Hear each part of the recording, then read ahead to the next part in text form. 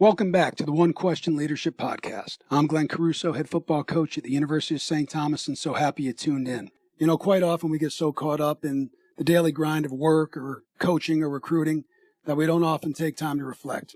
I would encourage everybody to take just a few minutes each day to try and see the bigger picture, to stop and realize that in the end, we're going to be judged on what we choose to believe, who we choose to love, and what we decide to leave behind in the hearts and minds of not just our players, not just our coworkers, but also our children.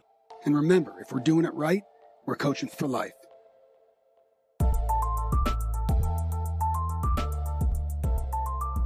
Greetings, this is Ty Brown, and welcome to the One Question Leadership Podcast, where we highlight executive leadership in college athletics. I am here at the 2025 Sloan Sports Analytics Conference, joined by Henry Abbott. Henry is the founder of TrueHoop and recently the author of a book called Ballistic, the New Science of Injury-Free Athletic Performance. Greetings, Henry. Thanks for joining us. Great to be here. Thanks for having me. Now, last we talked, 2019, it was pre-COVID. A whole different world. A whole different world, right? Yeah. You had just taken TrueHoop. You left ESPN. You were doing some basketball analysis, some of those writing and managing 60-some people, which was a new experience for you. Mm-hmm. And taking TrueHoop down to a subscription-based, and, of course, writing these big interweave storytelling stories where you get in depth, you know what I mean, about things. You're writing something about some of the ownerships in the NBA and how they could be tied to some dirty money. And it was a whole bunch of things that you have done, and probably still do, right? Storytelling, the last we talked. And since then, I have grown to understand that storytelling is one of the most important things you do. And whether we know it or not, even as leaders, we are always telling some kind of story with everything, right? Whether we're selling a ticket, whether we're in a press conference, whether we're making a decision about a person in a position on our staff, all those types of things. So I think that's important. The first question I have for you is, do you still run marathons and half marathons? Are you still a runner, right? Do you still put yourself through that craziness? Because that's crazy to me, right? So I think I have like a body type or something where I just am not very comfortable not doing anything. Okay, right. Right? I've noticed even if I have like a Sunday with nothing planned, I just want to do stuff, right? Like I don't really want to sit on the couch all day. Like I feel weird doing that. Yeah. So I have done a tremendous number of difficult athletic things through the years. That's too crazy. Okay. The most recent thing was High Rocks. Have you heard of this? Yeah. I'm a trainer at a gym called F45. Oh yeah. And they have a relationship. Yeah. So I did High Rocks. I did one High Rocks the first one in New York last year. And I'm signed up for this year's, but I am up against it because I was born with hip dysplasia, and all of my exploits through the years had given me on an MRI like a pretty messed up back. So I'm able to do a lot of stuff. There's actually a bunch of this book, Ballistic, involves my little journey here. But right now, I did two things which combined to be stupid. One is I found like the greatest partner you could ever have. This guy, Gary, is an absolute animal. We're going to kill it together. Okay. But so now I have like high expectations for myself to not like Gary down. At the same time, like I'm pretty much just doing physical therapy right now. So I'm like, and it's end of May. So wish me luck. Oh man.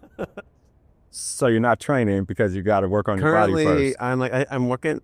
It's a long story, but I'm working with a physical therapist, kind of a highly specialized physical therapist who's really trying to help me literally just move parts of my body into new positions. And she's like, can you do me a favor and just not like lift a ton of heavy weights while you're doing this and not do it a ton? Running is probably ultimately how I did all this damage. So I'm like, okay. That's interesting. So I'm like walking. I just unpacked my bag because I'm staying like 4 miles away from here. And like my plan this morning was just to walk here. And then my daughter was driving by and gave me a ride.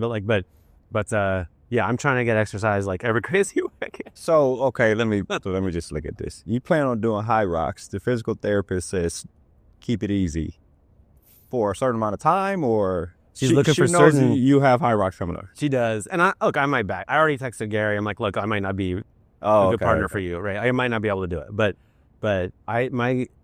for whatever reason, the way I told myself to handle it is like, I'm just going to get my body feeling good. And then on that day, whenever that is, I'm going to look around and decide what my high rex plan is, right? Right now, I'm like, I've gotten much better, but I'm still not back in the gym. I'm still not like High Rocks says, you're carrying like 2 55-pound kettlebells and you're lunging with 45 pounds on your back. Doing all kind of crazy, tossing balls up to all the things. Wall balls. Yeah. Yeah. I love all that stuff. That's fun for me. I had a great day. The day that I did High Rocks in New York, I was grinning ear to ear, in part because of all the stuff, but also, this is not where I thought this interview was going to go, but also I was part of like 20 people who were just like friends from the part of New Jersey where I live, and they were all doing it. One of them was there with her cousin who's in Hamilton. Oh, wow. The musical. Wow. And he was just like there to hang out and be supportive. Yeah. I love Hamilton so much. I was like, I don't give a crap about celebrities. I've met lots of times, so I just don't care. Yeah. This is different. That's how you fanned out. I totally fanned out. Hilarious. I was just like, I asked him a million geeky questions about what's like backstage and who's cool and whatever. And he was like, he was my best friend. Oh, so wow. yeah. So that was like a great day. Super interesting. Yeah. We're going to talk about the book here in a second. I want to lean into storytelling a little bit. Oh, yeah. And, I try to highlight leadership in college athletics. And I think leadership is my mantra is that the role of a leader is to create and maintain an environment that people want to be a part of, right? Amen. 100% agree. Yeah. So doing something like that, you got to be able to tell the story of the culture that you have built as a leader, or that you're building, or that you're maintaining as a leader. So I wonder about storytelling. As most people understand storytelling in terms of writing stories about this or telling stories about this, but also as almost like a psychology of living, right? Tell me about your thought process on storytelling in those. I could talk for like the next 7 days in a row on this particular topic, but well, in college athletics, here's how I think about it, right? So the transfer portal is like the big story now, right? And the story in the minds of a lot of athletes, I know both my kids are in college right now, so I'm getting firsthand accounts of college athletes and how they think, right? A lot of them are like, well, the story to me of program A is I don't like it, so I'm in the transfer portal and maybe the story over there is better, right? Yeah, we'll see, right? Yeah. Or my story doesn't fit into program A concept. Yeah. And so, and NBA teams have a little bit of a similar thing, right? Where team players are contractually bound to the team. How many of them would stay if they weren't, right? If they had the college model, they could just leave. Like, would everybody leave your team? If so, I think you're not going to win anyway, right? So to me, like, I think that if you're on the other end of the spectrum, if you're running the recruiting visit and you've got these players in the transfer portal thinking about your program, right? What you're trying to do is tell a story that's authentic and stands up over time once everyone lives in their dorms and figures out how much money they're going to get, all this stuff, right? Once it's all done, like, does that story hold up? What's your story, right? And I think we are probably in a world where the future of these stories are going to be, hey, we're the place where it's okay to have a kid, or we're the place where, you can explore your religion or your whatever. Like, it might be something really not to do with sports at all, but you want to have a story that holds up to scrutiny, that takes you through some storms, right? Like, it's going to get hard. And I think that in life, it's always better to be drawn to something instead of away from something, right? And so to me, this is it. Like, you're running recruiting visits. Like, do you have a story that legitimately will not just draw someone, but keep them stuck on there, right? Yeah. And like, that to me is everyday storytelling. Right? Yeah. It's every day. You got to just like... That's interesting. Not horse crap stories. That's not what I'm talking about. I don't mean storytelling like coming up with an excuse for your little kid and your parents to catch you or something. That's a kind of storytelling. That's not what I'm talking about, right? I'm talking about, like, sometimes you see a kid who's like, Dad, I'm much stronger than I used to be, and I'm trying to explore the limits of my potential here, right? So I'm sorry I threw the ball through the window, but I really want to see how far I could throw it. Like, you got to give him a pass on that. Like, it's a little better than most kids, right? That's You're hilarious. Like, it's not bad, So what you're saying though is important. You talk about, you could be one of these college departments who are like, what you see now, and there's no knock against it, because until everything balances itself out, you have to do this. But it's like, we have more money and we can pay you more than whatever they're offering, right? Yeah. And so that's the story some departments are telling now, right? And that may work, because you think about coming from Inglewood like I did, and somebody offered me a couple $100,000, like, okay, I'm going to take it. You're going to think about it. I'm going to think about it, right? Yeah. But at some point, it also has to be, what's the story behind this money, right? What's the story behind, okay, if I come there, what am I going to experience? I might be artistic and want to walk around with the afro and draw pictures all day. Like, will they allow me to do that? Can I be an outside of the box thinker? Or, I'm more accounting and data than I am artistic, and I really just want to be in the box. I can play all balls out on the field, but I'm in the box kind of square. Like, are they going to let me be a nerd when that kind of thing? So what's the story? So I think that's important, is that people are really going to have to be able to tell the story of your department, of your campus, of the academics, of all those things when they get on campus. I like the way you pointed that out. One thing I worry about in college athletics now, I've always worried about, but has grown since the last time we talked, is what I call it this, and it may not mean this, but I call it athlete identity syndrome, right? It is, as athletes, we have always dealt with the separation of who I am versus what I do when we retire, right? A lot of us have never don't prepare for that separation. So when we identify ourselves as a football player and that football player aspect is gone, now we have this identity crisis. That's probably going to go on forever, right? You can help athletes start earlier and help them transition from retiring from a sport, and hopefully it works for them. But now when you include an aspect of, I'm a football player who's getting paid so many thousands of dollars to be a football player, and I'm in college, and I get out of college and I'm not playing, it seems like that athlete identity syndrome, with quotes, will probably be exponentially worse because there's so much money involved to me, because now I'm not making money and I'm separating from it when I do separate from it. So like the earlier money sort of, it makes it more formative, your identity, is what you're saying. Exactly. Yeah. Like you're more entrenched into it because now you're getting paid for it. Whereas it was a scholarship before and I participated and I still had issues when I separated. Now, if I'm an athlete, I would scholarship for it, I participated, lights and glory, but I'm also getting a whole bunch of money to support my family. And as we know, most of the athletes, and I guess I'm primarily talking football and basketball here, but even other sports where are getting money, the professional may not happen. It's probably not going to happen. Usually doesn't. Yeah. Right. And so now you get out there and I'm not getting money. And I look at a job that's paying $75,000 or $50,000, and it's like, well, I don't want that. I was just getting paid $120,000. And so now the separation is even worse. And so I don't know. I wonder about, that's the concern I have in thinking about that. I had not thought about that. That's an interesting point. I mean, the big picture of what's happening, right, is like we were just in a lecture where that guy, Jerry Cardinal, was talking about basically like more money is going to athletes, right? Like, that's good. That's a good thing, yeah. It's going to be so messy, right? It's going to take 50 years to figure it out, right? This is one of 100 problems that we're going to, but I guess I feel like, they're smart people getting this money, and a lot of them will screw it up, but they won't all screw it up, and then we can learn from the ones that don't. They don't screw it up, and how to put a program in place to help people deal just with that. Time I've been covering sports, NBA players with their money have gotten way better. Yeah. Like, anecdotally, I mean, it seemed like when I started covering the league, everybody had a Bentley. It seemed like, and like lots of people, there were lots of stories of bankruptcies, or like you gave power of attorney to your financial advisor, and then whoops, even like Tim Duncan or Kevin Garnett, like they had their money like stolen in huge amounts, right? I don't think that's how it goes anymore. Right. I'm sure there's some cases, but Antoine Walker, that was like the saddest story ever, right? It was a long story, but like I ended up going to an NBA game a few years ago and met this player, and we went to dinner. And like I've been in this scene of the loading dock where they park their cars, and it's usually sports cars and Mercedes. Yeah. We got in his Chevy, and it wasn't even like a new one. Mm-hmm. And I was like, just out of curiosity, like, why this? He's like, well, I have this contract with this much, and I bought this townhouse, and if I have this car, then I can live the rest of my life with my first contract. I'm like, that's crazy, love right? That.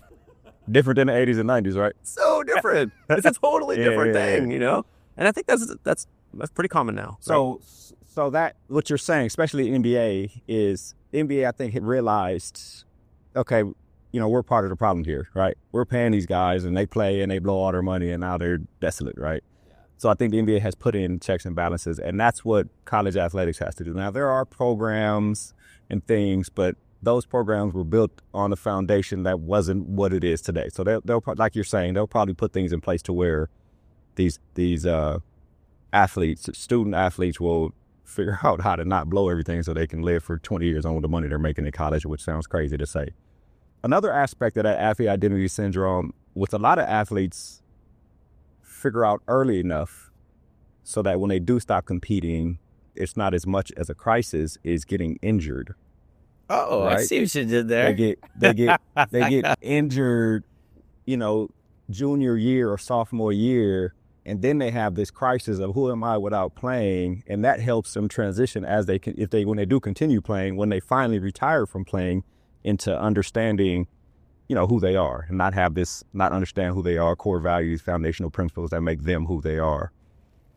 What's interesting today is like a LeBron James, 22 years or something in the league. I think Kareem was in the league for like 19 years. Kobe was in, he's just playing longer, right? Tom Brady, right?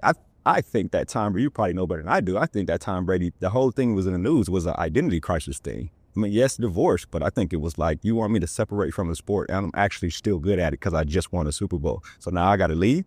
That probably was the hardest thing in the world to do. 40 years playing. He's the poster child of your athlete syndrome. Right, exactly. But that brings me to the book, Ballistic, right? The brief description you gave me, right? And I'm going to mess this up and allow you to correct me, right? Go for it. Is research has shown that there are a number of factors that you can identify to prevent certain injuries. And if you do these things, you can compete longer without getting the injury. And this book kind of tells the story of that. Correct me on how I just described it. I think the best way to think about it, honestly, is heart attacks. Okay. So if you can go back and look, I've done this. It's really boring. So let me just give it to you in 20 seconds. But like the history of cardiology of preventing heart attacks is hilarious. There's like going back to Roman times, there's doctors who were like, they didn't know about the difference between like, they didn't know where blood comes from, for instance. There's all this kind of crazy stuff, right? And even just like 120 years ago, there were publications about like, did this person have a heart attack because he was like coveting his neighbor's wife? But like God struck him down, right? It's like, that's what we thought it was, right? And just an act of God, right? Then this little device, the echocardiogram, which is the thing in every hospital show with the beep, beep, beep next to the, right? Okay, so that thing would show the movement of the blood flow through the heart. That was invented like around the turn of the century, and actually a Boston-based doctor became one of the big, Paul W. White became one of the like pioneering doctors. He went over on like a steamship to learn how to use this thing. And then before 1930, he'd done 20,000 echocardiograms. And he and other doctors really learned that like the crisis of the heart attack comes after 10 years of the blood flow slowing down through the arteries of the heart, right? Which means you have 10 years to intervene. And so that's what we do. That's how we treat heart attacks now, is they're seeing, that slow down, and they prescribe diet, exercise, or medicine. And heart attacks have gone down so much since they started doing this that U.S. life expectancy went up a decade, right? This was like the biggest killer, and now it's not. So this guy, Marcus Elliott, who I wrote the book about, he tore his ACL on his 17th birthday at football practice, and he was depressed for 6 months and didn't leave his room, and he was bummed about his football career being over, right? We just talked about it. Yeah. And then he was like, okay, like I'm just going to study the human body so hard that maybe I can learn to prevent these things. Maybe I can use the heart attack approach for musculoskeletal injuries, right? Injuries that ruin sports. And he went to Harvard Medical School. He worked for the New England Patriots. He went to the U.S. Olympic Training Center. He went to Seattle Mariners. And for the last 20 years, he's had this place called P3, Peak Performance Project in Santa Barbara and Atlanta. And after trying every different tool, he studied microbiology, he's delivered babies, he's worked in physiology. But like after all these different tools, they've really hit on like the magic insight comes from force plates in the floor, 22 markers arrayed around your body, little reflective things like you're going to be in a video game, infrared cameras in the ceiling. And then they'll have like Giannis or Luka do crazy hour of explosive movements in all directions. That makes like close to 1 million data points. And then they'll just do a very big data project of what are the lessons, like what, and this has been doing this with all that set up for 10 years, thousands of elite athletes, more than 70% of the current NBA has been assessed. And basically if someone tears their ACL like Kyrie did the other day, they're going to dig in and be like, okay, like Kyrie ended with an ACL tear. What did he start with?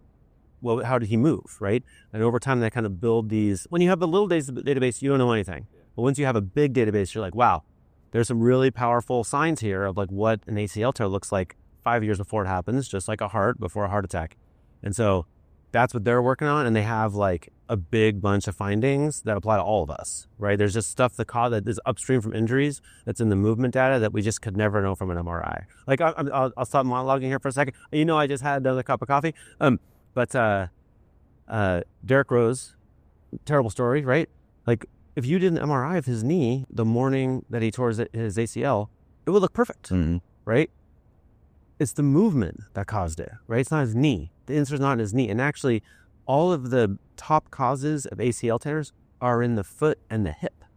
The knee just catches hell in the middle, right?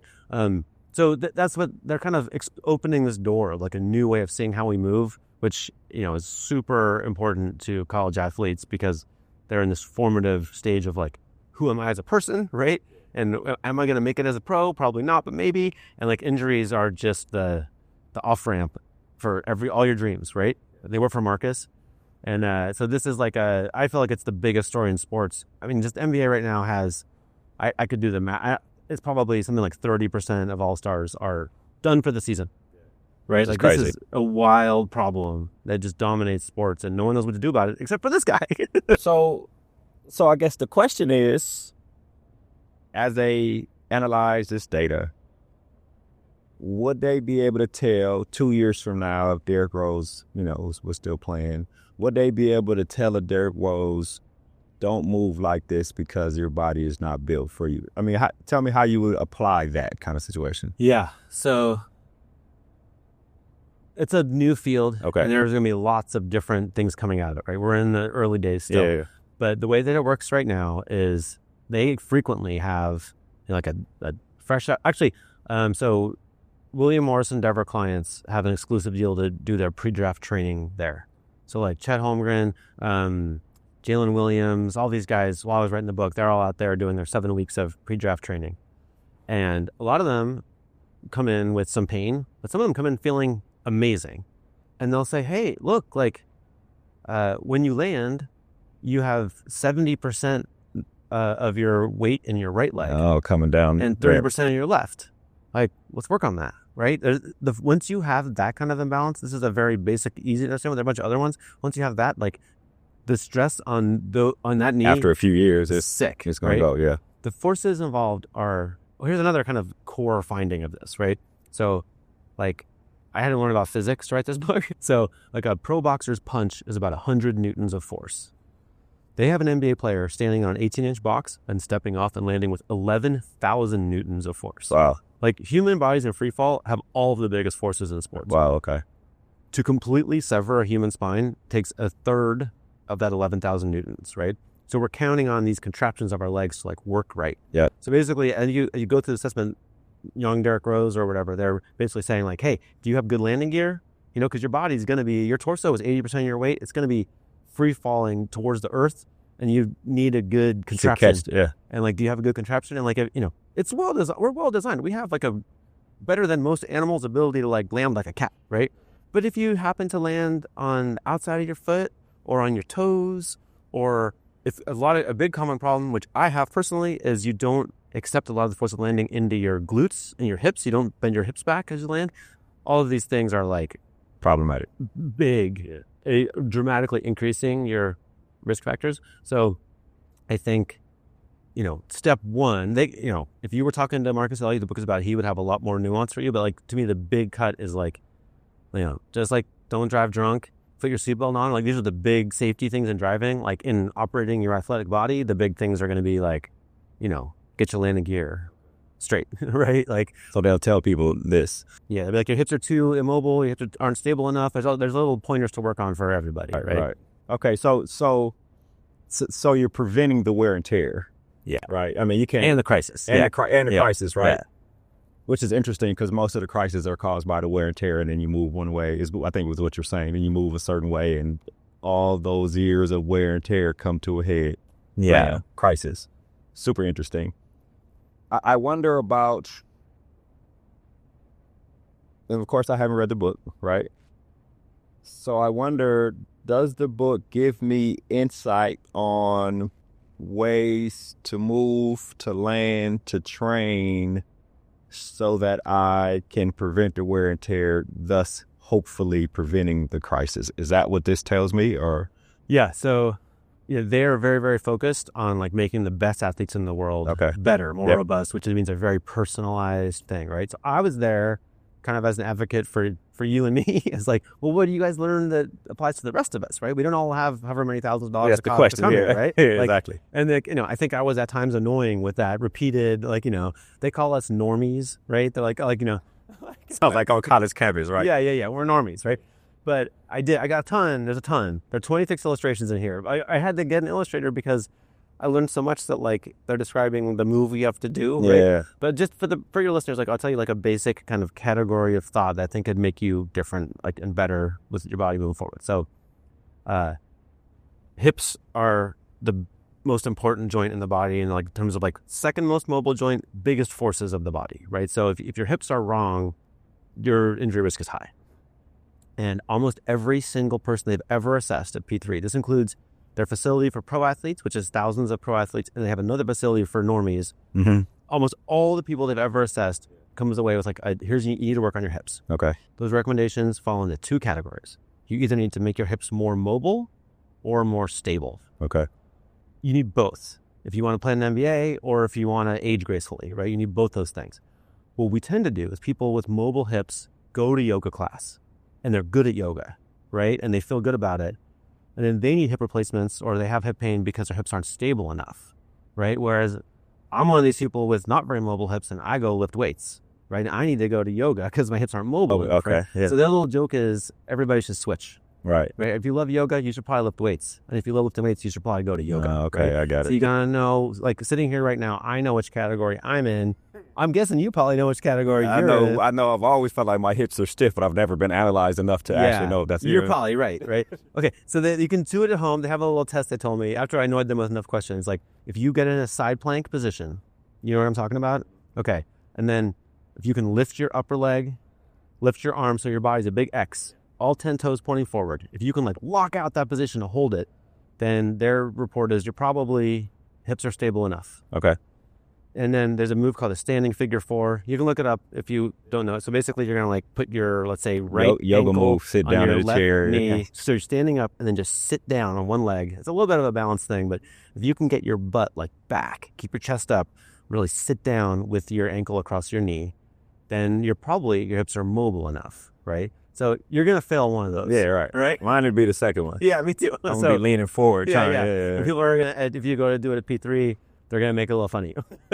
But so now it's not so hard to work on hip mobility. There's a million yoga teachers ready to help you. There's a million exercises out there from reputable people who know how to work on this. And like, so that's like a big one that if you're basically, as you make your workout program moving forward, put hip mobility into it, you're probably going to age a lot better than if you don't. That's interesting. And then stability, I guess there's some weight training you need to do around your hips for stability. It's funny, there's a lot of ways to make fun of like kind of meathead weightlifters, and like there's a lot that isn't healthy about that. But if you find a gym that really teaches like the classic, barbell, dumbbell weightlifting moves where they're really watching your form and how your feet are lining up and like the squats. Using your glutes instead of your back kind of situation. It's like, really developing your posterior chain. Like Marcus has a story when he first moved to Santa Barbara, he would take yoga class once a week and his teacher was like, she would show off. She was like the most mobile person he'd ever seen. She needed double hip replacement at age like 52 because she just didn't have stability enough. Okay. Right? He's like, man, if she just came in and did some like squats with the bar across her back and did some like basic posterior chain, just hold her hips together, right? When I was going through my back hip thing, but a lot of the book was written on these crazy outdoor adventures. Marcus is always like biking up a mountain or hiking or whatever. At one point and he's literally wearing a microphone and I'm interviewing him while we're doing these crazy things. And at one point we like went across a log, across a ravine. So we're like, it was kind of scary. Yeah. And at that point we're wondering if I had unstable hips or not, right? But once we crossed it, he's like, yeah, I think if you had unstable hips, you probably wouldn't have been able to cross that log. Tell me afterwards, right? Yeah.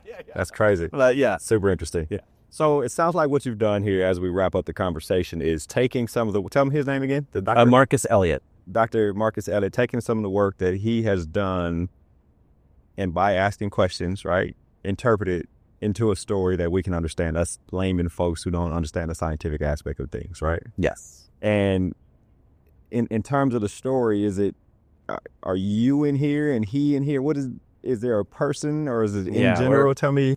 We're following his life story is way crazier than I got into here, but like it's like an adventure. He grew up in the woods, basically. It's crazy. But yeah, so it's really built around his life story. But then I didn't intend to be in the story, but it turns out that while I'm literally writing this book about the joy of movement, right? Like I had this like lumbar crisis. I was like lying on my left side in the dark, getting epidural injections and I had decided not to be a patient of P3 because I didn't want to like upset my journalistic objectivity, But Marcus was like, "Can you just like get over whatever your thing is so we can help you? Come do it with us." Yeah. I was like, "All right, that's interesting." Someone got assessed, and then next thing you know, I'm doing high rocks. I was like, that's part of the story. That, as you say, that reminds me of the book the guy wrote about the memory competitions and the memory palace, where he went to just write about what they do and all of a sudden became a competitor. That actually sounds like just some potent stuff. Yeah. That's super interesting. Well, this has been a great conversation. I'll ask one more question and we wrap. A lot of my audience work in college athletics. Yeah. And, they have their sports performance and athletic performance folks who have trainers, psychologists, people who work in the weight room and strength and conditioning, movements and science tied to all that. I imagine something like this could probably help them too, which is part of the reason I think he started the research anyway, right? Yeah, so this is the audience that I'm literally I think a lot about how to reach them. Okay. I most want them to read this because it's real for them, right? I think that the worry with any miracle cure medical book is some quack is made up a bunch of corny evidence to sell a product, right? For starters, P3 doesn't have a product. The only thing you can't go there, right? If they only accept professional athletes are, right? And they don't have they literally don't have the only thing they can sell you is making you better. Yeah. Right. And so if they had some juice or whatever, it'd be a different story, but they're not selling you anything. Right. They don't even have equipment, nothing. Right. Mm-hmm. But more to the point, I'm aware that most new health products don't work. And the people who feel a bunch of that listen to this podcast. Right? Yeah, right. It's oh, we got this new spray or this new kinesiology tape or whatever, right? There's all these things, right? So to me, I'm if these people, and I know they're skeptical, right? They go, oh, you got a new approach? Yeah. I love that. Yeah. I'm I want so badly for those people. I know a woman named Kristen at Boston College. She has this job, right? And I've seen her be an absolute wizard with all kinds of different athletes facing all kinds of different things, right? I've never met Kristen, but I've seen her. She's a friend of a friend. If Kristen or any other person like Kristen reads this book and is damn, this is helpful. Right. This is interesting. Now we're getting somewhere. Now you're right? somewhere, That's a difficult hurdle to cross. It's hard to crack that. I want to cross. I thought about them right now I was writing this book, and I'm I want this to be useful to them.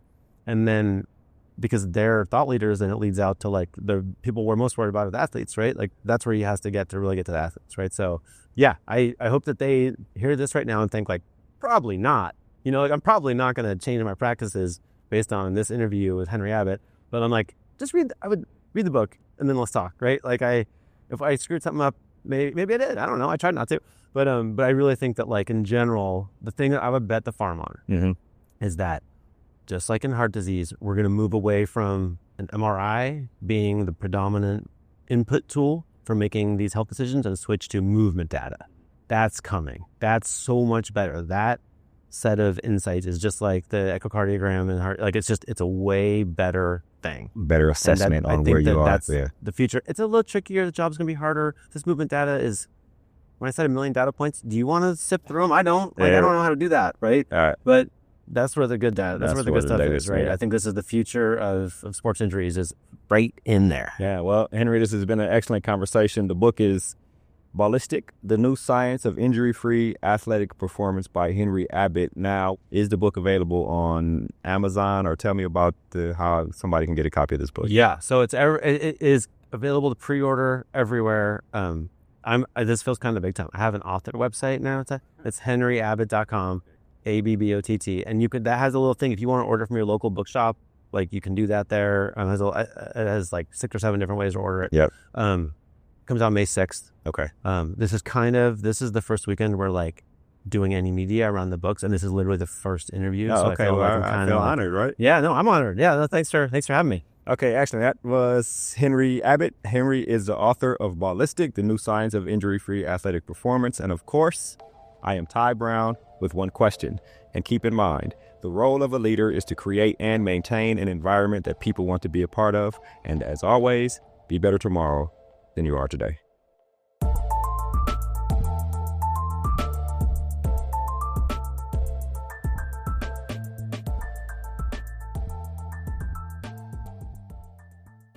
This episode of the One Question Leadership Podcast is produced by Spades Media Group, solving problems using creative leadership.